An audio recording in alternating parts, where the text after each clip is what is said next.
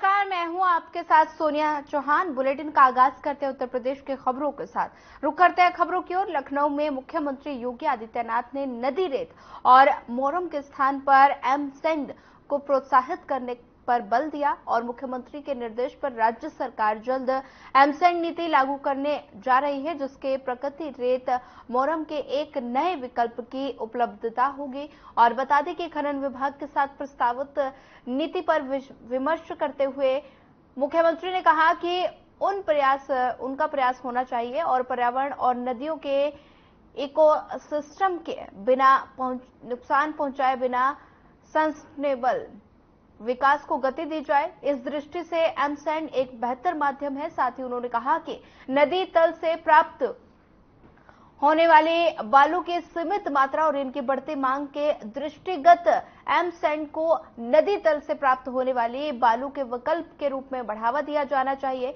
इससे रोजगार भी नए अवसर सृजित होंगे। और साथ ही नई नीति पर चर्चा करते हुए मुख्यमंत्री ने निर्देश दिए कि एमसैंड के गुणवत्ता मानकों को बनाए रखना अत्यंत महत्वपूर्ण है, क्योंकि इसमें जीवन और संपत्ति की सुरक्षा शामिल है और ये सुनिश्चित किया जाए कि सभी एमसैंड निर्माता अपने उत्पाद के लिए BIPS प्रमाणीकरण अनिवार्य रूप से प्राप्त करेंगे। सीएम ने कहा कि नोडल विभाग के रूप में खनन विभाग एमसैंड के शीघ्र उत्पादन हेतु राज्य और जिला स्तर पर हितधारकों से समन्वय स्थापित कराएं। आम जनता को एमसैंड सुविधाजनक रूप से उपलब्ध हो सके। एमसैंड की कीमत प्रकृति मोरम बालू के सापेक्ष कम हो और इसके लिए प्रयास किया जाना चाहिए। इससे जुड़ी इकाइयों पर पर्यावरण मानकों का कड़ाई से अनुपालन कराया जाना चाहिए।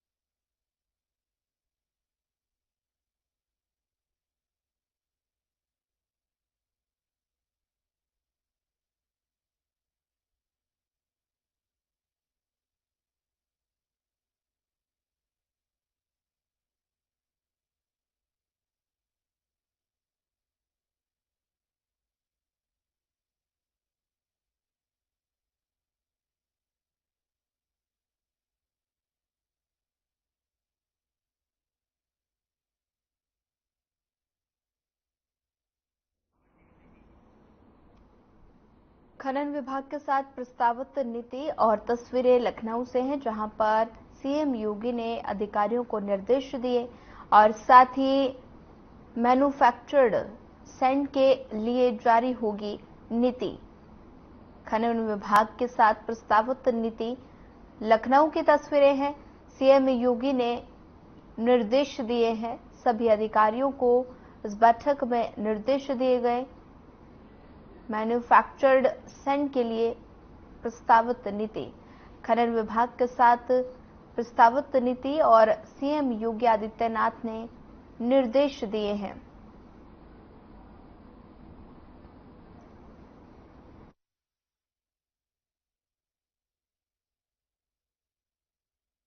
सीएम योगी ने निर्देश दिए हैं।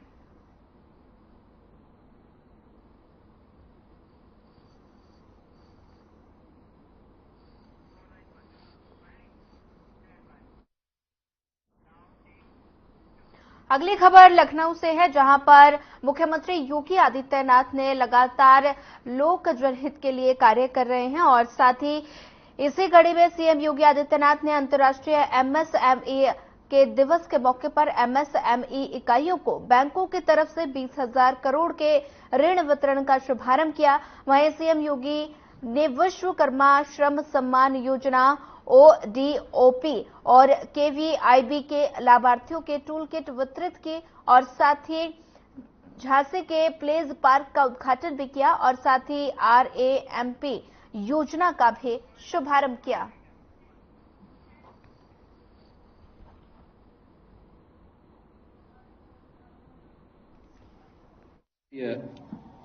MSME डे के अवसर पर आयोजित आज के इस कार्यक्रम में और उपस्थित बहनों और भाइयों, मैं सबसे पहले आप सबको अंतर्राष्ट्रीय MSME डे की हृदय से बधाई देता हूं। किसी भी अर्थव्यवस्था की रीढ़ के रूप में सूक्ष्म, लघु और मध्यम उद्यम की महती भूमिका होती है और यह न केवल दुनिया के लिए बल्कि भारत के लिए भी और उत्तर प्रदेश के लिए भी उतना ही मायने रखता है। उत्तर प्रदेश इस देश से सौभाग्यशाली है कि प्रकृति और परमात्मा की कृपा से अत्यंत उर्वरा भूमि और जल संसाधन होने के साथ साथ यहां के हस्तशिल्पी, कारीगर और अलग अलग जनपदों के अंदर अलग अलग क्षेत्रों में अलग अलग प्रकार की विशिष्ट एमएसएमई उत्पाद प्रदेश के अंदर विगत सैकड़ों वर्षों से स्थानीय कारीगर और हस्तशिल्पियों के द्वारा उसका उत्पादन किया जाता रहा है। लेकिन समय के अनुरूप उचित प्रोत्साहन के अभाव में वह दम तोड़ रहा था। 2017 में जब हमारी प्रदेश के अंदर सरकार बनी, उस समय एक हताशा निराशा का सा वातावरण था। यह स्थिति तब थी जबकि देश की सबसे बड़ी आबादी का राज्य 25 करोड़ की आबादी और 25 करोड़ की इस आबादी के राज्य में देश के अंदर आबादी की दृष्टि से नंबर 1 राज्य, लेकिन अर्थव्यवस्था में और रोजगार सृजन में उतना ही फिसड्डी था। हां, ये जानते हुए भी कि कृषि के बाद यहां के युवाओं के लिए रोजगार और नौकरी की संभावना का सबसे अधिक क्षेत्र, सबसे बड़ा क्षेत्र कोई बन सकता है, वह एमएसएमई का एक क्षेत्र बन सकता है, लेकिन उस ओर ध्यान न देने के कारण यह क्षेत्र उपेक्षित पड़ा हुआ था।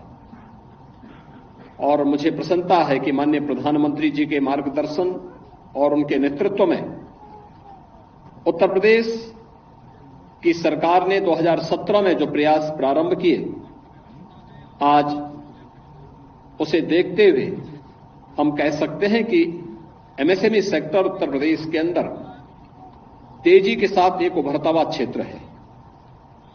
2017 के बाद से सरकार ने समय समय पर जो कार्य प्रारंभ किए, अपनी परंपरागत उत्पाद को, यहां के हस्तशिल्पी और कारीगरों की उस हुनर को न केवल देश के अंदर बल्कि दुनिया के अंदर एक मंच प्रदान करने के लिए जो प्रयास प्रारंभ हुए, आज 1 डिस्ट्रिक्ट 1 प्रोडक्ट के माध्यम से, विश्वकर्मा श्रम सम्मान योजना के माध्यम से, पीएम विश्वकर्मा योजना के माध्यम से, अन्य अनेक योजनाओं के माध्यम से, इंटरनेशनल ट्रेड शो के माध्यम से उत्तर प्रदेश के उत्पाद को शोकेसिंग करने का भी एक अवसर इस दौरान हम सबको प्राप्त हुआ। और इसलिए आज का दिन हमारे लिए बहुत मायने रखता है। आज अनेक ऐसे कार्यक्रम यहां पे प्रारंभ होने जा रहे हैं जिनको लेकर के इस दिन की महत्ता को हम समझ सकते हैं।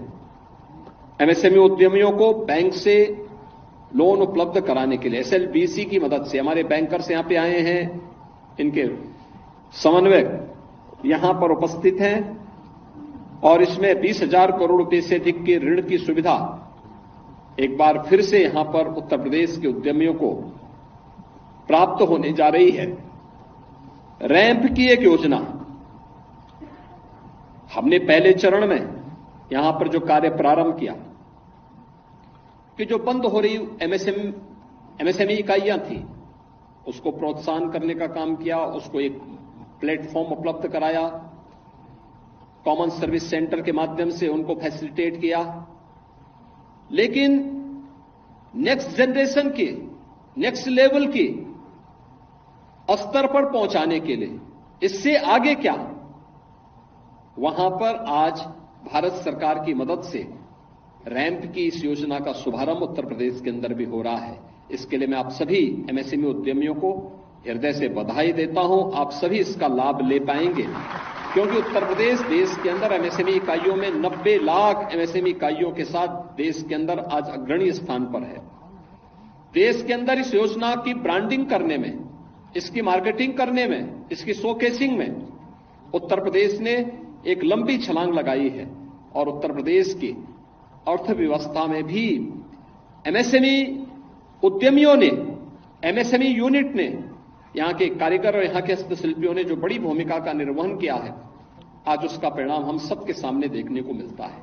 याद करिए कि उत्तर प्रदेश 2017 में देश की 6ठी अर्थव्यवस्था था, लेकिन आज हम कह सकते हैं कि आबादी में उस समय भी उत्तर प्रदेश देश के अंदर नंबर 1 पर था, लेकिन अर्थव्यवस्था में 6ठे नंबर पर था। आज उत्तर प्रदेश देश के अंदर दूसरी बड़ी अर्थव्यवस्था बन चुका है और देश के अंदर सबसे अधिक रोजगार सृजन करने वाला राज्य भी है, सबसे अधिक रोजगार उपलब्ध कराने वाला राज्य भी है और साथ साथ एमएसएमई इकाइयों को एक नई पहचान दिला करके, एक लंबी छलांग लगा करके तेजी के साथ उभरती हुई अर्थव्यवस्था भी आज के दिन पर उत्तर प्रदेश बना हुआ है। रैंप योजना के साथ ही आज फ्लैश पार्क का भी, झांसी के फ्लैश पार्क का उद्घाटन भी हो रहा है। आपने अभी देखा होगा कि अब 10 पार्क इससे पहले बनकर के तैयार हो चुके थे, 11वां आज झांसी के पास बनकर के तैयार हो चुका है। आज इसका भी उद्घाटन हो चुका है। सभी प्रकार की सुविधाओं से युक्त इस पार्क के बारे में आपको अभी बताया गया कि निजी क्षेत्र में उद्यमियों के लिए इंडस्ट्रियल पार्क जो एमएसएमई उद्यमियों के लिए उपयोगी होते हैं, जो सरकार के प्रोत्साहन से आगे बढ़ रहा है, सरकार के सहयोग के साथ जिन्हें हम आगे बढ़ाने का कार्य कर रहे हैं। 11वें फ्लैश पार्क का उद्घाटन भी हो रहा है और इसके साथ ही यहां पर ओडीओपी योजना के माध्यम से, विश्वकर्मा श्रम सम्मान और माटी कला बोर्ड के माध्यम से टूल किट वितरण की कार्रवाई को भी हम लोगों ने आगे बढ़ाने का काम किया है। हमारे लिए, हम इस बात को हमेशा मानते हैं कि ये एमएसएमई इकाइयां उत्तर प्रदेश के अंदर जो आज निवेश का एक बेहतर वातावरण बना है, ये बेहतर वातावरण के लिए प्रदेश के अंदर कानून का राज और सुरक्षा की जो बेहतर स्थिति पैदा हुई, यह कार्य तो हम लोगों ने बखूबी यहां पर किया, लेकिन इसके साथ ही औद्योगिक निवेश के लिए जो सबसे उत्तम वातावरण होना चाहिए वह एमएसएमई का एक बेहतर क्लस्टर भी उतना ही आवश्यक है। और उत्तर प्रदेश के अंदर एमएसएमई के उन उद्यमियों के कारण ही प्रधानमंत्री जी ने उत्तर प्रदेश को डिफेंस मैन्युफैक्चरिंग कॉरिडोर का भी एक महत्वपूर्ण केंद्र बनाने का, भारत की रक्षा उत्पादन में आत्मनिर्भरता के लक्ष्य को प्राप्त करने के लिए देश के अंदर जो डिफेंस कॉरिडोर 2 बनने जा रहे थे, उनमें से एक उत्तर प्रदेश को प्रदान किया। और मुझे बताते हुए प्रसन्नता है कि देश के अंदर प्रधानमंत्री जी के विजन के अनुरूप हमारा डिफेंस कॉरिडोर तेजी के साथ कार्य कर रहा है। 24,000 करोड़ रुपए से अधिक के निवेश को अब तक यहां पर लागू कर चुका है। यह बढ़ती हुई अर्थव्यवस्था को एक नए आयाम प्रदान करने का एक नया प्रयास उत्तर प्रदेश सरकार के द्वारा यहां पर आगे बढ़ाने का काम हो रहा है। हम सब इस बात को जानते हैं, एमएसएमई पॉलिसी जो हमारी आई है, कोविड कालखंड में हमने इसे लागू किया था। एमएसएमई पॉलिसी के अंतर्गत हम लोगों ने सुविधा दी थी कि कोई भी अगर सूक्ष्म लघु मध्यम उद्यम प्रदेश के अंदर कोई उद्यम लगाना चाहता है, कोई यूनिट लगाना चाहता है, 1000 दिन तक उसको परमिशन की आवश्यकता नहीं पड़ेगी। बिना लाइसेंस के अपने कार्य को वह आगे बढ़ा सकता है। 1000 दिनों के अंदर वो अपनी इस प्रक्रिया को आगे बढ़ाएं, उस समय कोई भी उसको परेशान नहीं करेगा, उसकी प्रक्रिया अनवरत रूप से आगे बढ़ेगी। और हम इसको तेजी के साथ आगे बढ़ाने का काम कर रहे हैं। यह कार्य तेजी के साथ आगे बढ़ रही है।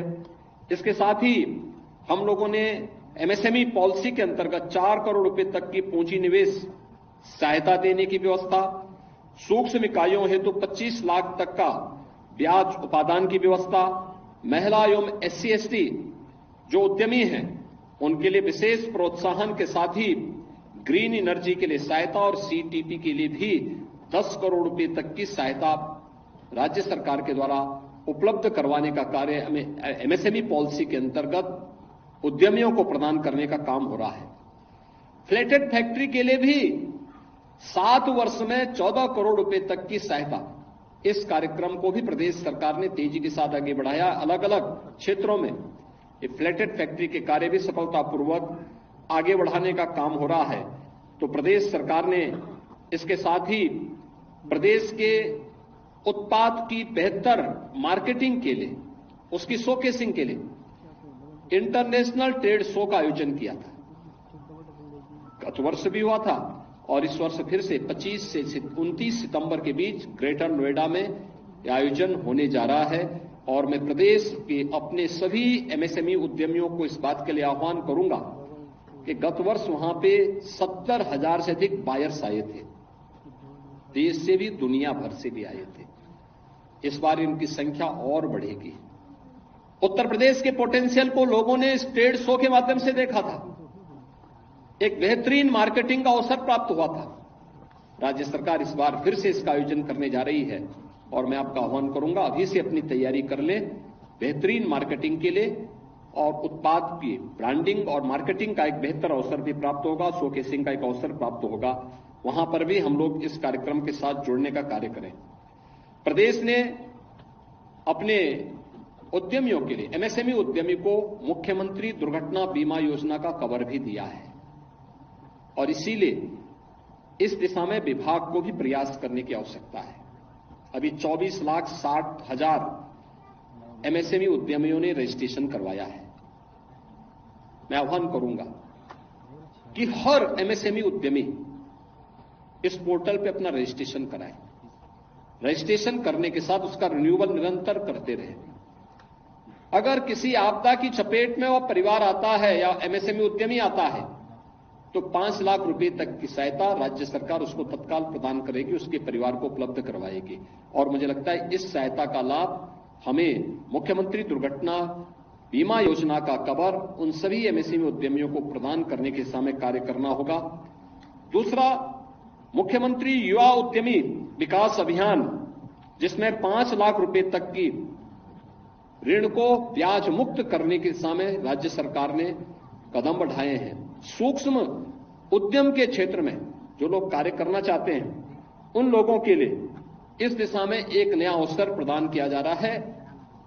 आगामी 10 वर्ष में 10 लाख ऐसे सूक्ष्म उद्यमियों को हम इस योजना के साथ जोड़ने के लक्ष्य के साथ कार्य कर रहे हैं और फिर इसकी राशि को भी हम इसी क्रम में आगे बढ़ाने का काम भी करेंगे, जिससे यह फील्ड जो व्यापक रोजगार सृजन का है, आत्मनिर्भरता के लक्ष्य को प्राप्त करने का है, इस दिशा में हमें सफलता प्राप्त हो सकेगी। मैं आज के इस अवसर पर, जब अंतर्राष्ट्रीय एमएसएमई डे के अवसर पर हम यहां पर एकत्र हुए हैं, इस क्षेत्र के संभावनाओं को ध्यान में रख करके आप सभी आगे बढ़ें। सरकार आपकी भरपूर मदद करेगी। एमएसएमई सेक्टर की सफलता प्रदेश की $1 ट्रिलियन की इकोनॉमी बनने में बहुत मदद करेगी, ये मुझे पूरा विश्वास है। एक बार फिर से मैं आज एसएलवीसी के अपने अधिकारियों को हृदय से धन्यवाद देता हूं। विभाग को भी एमएसएमई डे के अवसर पर हृदय से बधाई देता हूं। आप सभी उद्यमियों का मैं हृदय से अभिनंदन करते हुए अपनी वाणी को विराम देता हूं। धन्यवाद। जय हिंद। लोकसभा अध्यक्ष का चुनाव हो चुका है। ओम बिरला को फिर लोकसभा स्पीकर चुना गया है। बुधवार को 18वें लोकसभा के पहले सत्र में स्पीकर का चयन किया गया। राष्ट्रीय जनतांत्रिक गठबंधन ने ओम बिरला को अपना प्रत्याशी बनाया था, जिनकी इस चुनाव में जीत हुई। और इस दौरान केंद्रीय सड़क परिवहन मंत्री नितिन गडकरी ने लोकसभा स्पीकर ओम बिरला को इसकी बधाई दी और साथ ही ये मुलाकात लोकसभा अध्यक्ष ओम बिरला के कक्ष में हुई और इस दौरान दोनों के बीच विभिन्न विषयों पर भी चर्चा हुई।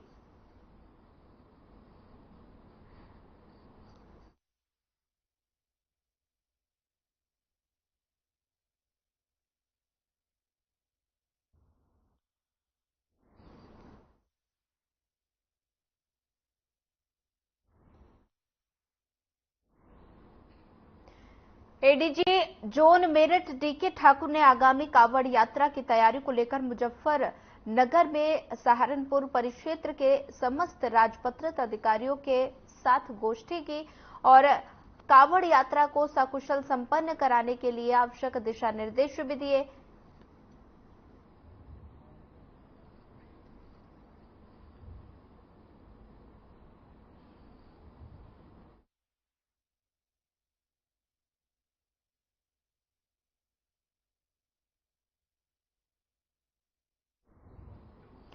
मुख्यमंत्री योगी आदित्यनाथ ने आयोजित एक उच्च स्तरीय बैठक में प्रदेश में निर्माणाधीन और नए बन रहे एक्सप्रेसवे परियोजनाओं और औद्योगिक कॉरिडोर और डिफेंस कॉरिडोर के विकास की प्रगति की समीक्षा कर आवश्यक दिशा निर्देश दिए।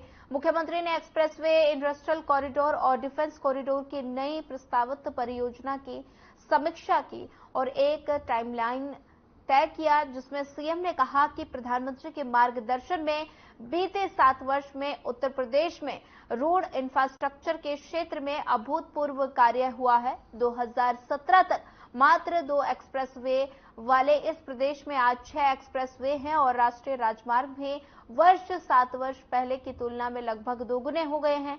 आज उत्तर प्रदेश को एक्सप्रेसवे प्रदेश के रूप में नई पहचान मिल रही है।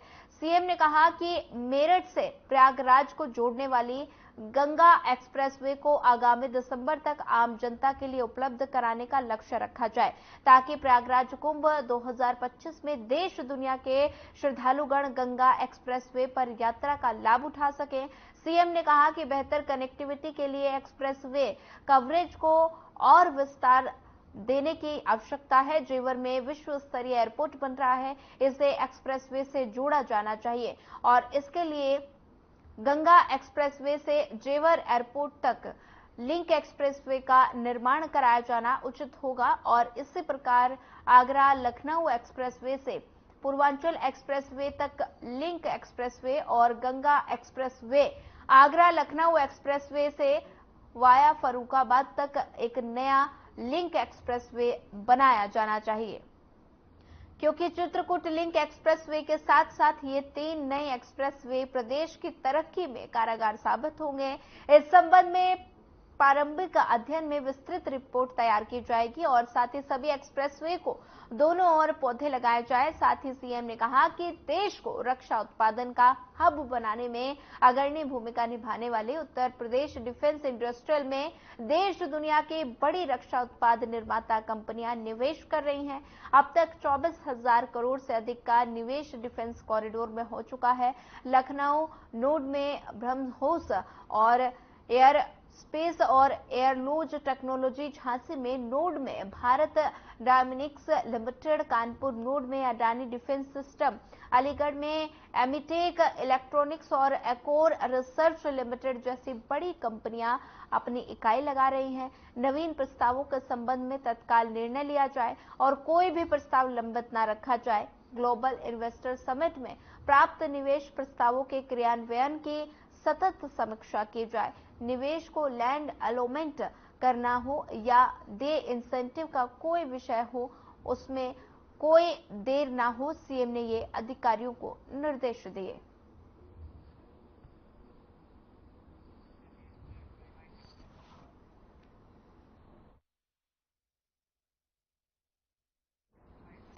फिलहाल इस बुलेटिन में इतना ही। ज्यादा खबरों के लिए बने रहिए हमारे साथ। नमस्कार।